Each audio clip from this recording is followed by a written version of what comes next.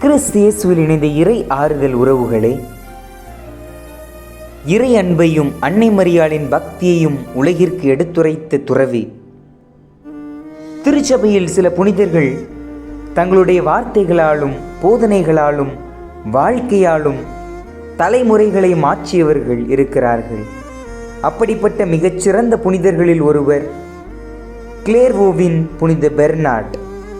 1090ஆம் ஆண்டு பிரான்சின் பர்கண்டி பகுதியில் ஒரு உயர் குடும்பத்தில் பிறந்தார். சிறு வயதிலிருந்தே நல்ல கல்வியையும் ஆழமான இறை நம்பிக்கையையும் பெற்றார்.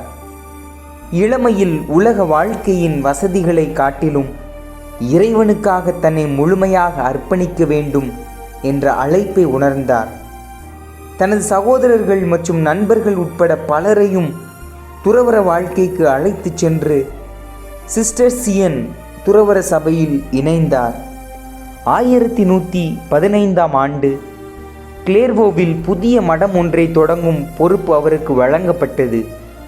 அதன் முதல் அதிபராக பொறுப்பேற்றதால் அவர் கிளார்வோவின் பெர்னார்ட் என்று அழைக்கப்பட்டார். அவருடைய தலைமை மற்றும் ஆன்மீக வாழ்க்கையால் சிஸ்டர்சியன் சபை வேகமாக வளர்ந்தது. பல புதிய மடங்கள் உருவாகின. அதே நேரத்தில் திருச்சபையில் ஏற்பட்ட பிரச்சனைகளுக்கும் அரசர்களுக்கு இடையேயான மோதல்களுக்கும் தீர்வு காண அவர் முயன்றார். 2ஆம் சிலுவை போருக்காகவும் அவர் பிரசங்கம் செய்தார். ஆனால் அவரது மிகப்பெரிய பங்களிப்பு ஆன்மீக வாழ்க்கைக்கான அவரது போதனைகளும் எழுத்துக்களும் ஆகும். குறிப்பாக இயேசுவின் திருப்பெயர் மீதும் அன்னை மரியாளின் மீதும் அவருக்கு ஆழ்ந்த பக்தி இருந்தது. இறைவனின் அன்பை அனுபவித்து அந்த அன்பை பிறருடன் பகிர்ந்து வாழ வேண்டும் என்று அவர் கற்றுக் கொடுத்தார். 1153ஆம் ஆண்டு ஆகஸ்ட் மாதம் 20ஆம் நாள் தனது 63வது வயதில் இறைவனடி சேர்ந்தார். 1174ஆம் ஆண்டு திருத்தந்தை 3ஆம் அலெக்சாண்டர் அவரை புனிதராக அறிவித்தார்.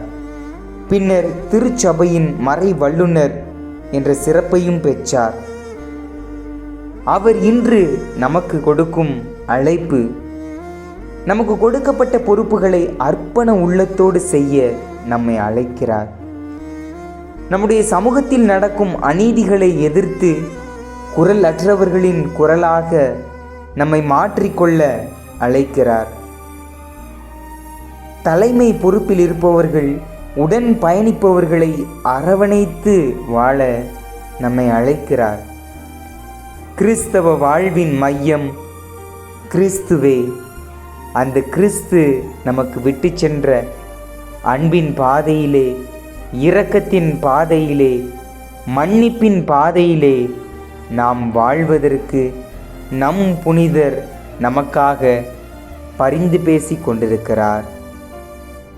நம் புனிதர் தேனீ வளர்ப்பவர்கள், மெழுகுவர்த்தி தயாரிப்பாளர்களின் பாதுகாவலர். இந்த புனிதருடைய வாழ்க்கை வரலாறு மற்றும் அவர் விட்டு சென்ற பாடம் உங்களுக்கு பிடிச்சிருந்துச்சுன்னா ஒரு லைக் பண்ணுங்கள், உங்களுடைய நண்பர்களுக்கு பகிர்ந்து கொள்ளுங்கள்.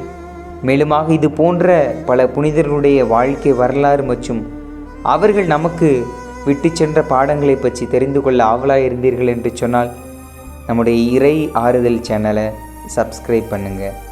இறைவனின் ஆசீரும் இறை ஆறுதலும் என்றும் நம்மோடு.